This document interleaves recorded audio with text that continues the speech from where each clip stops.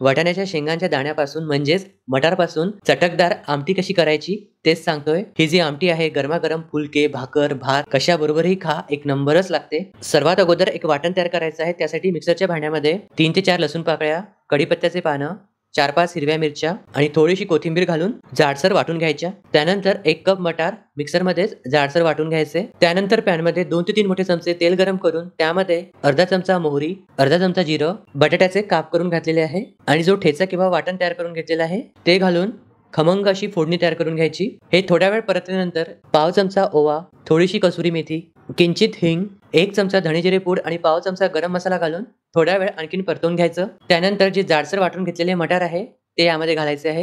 हे जे वाटलेले मटार आहे तेलामध्ये 4 ते 5 मिनिटे परतवून घ्यायचे. त्यानंतर 1 कप गरम पाणी, वरतून चवीनुसार मीठ आणि 1 छोटं टोमॅटो घालून यावर झाकण ठेवून बटाटा पूर्णपणे शिजतपर्यंत ही आमटी शिजवून घ्यायची आहे. तर नक्की ट्राय करून बघाल.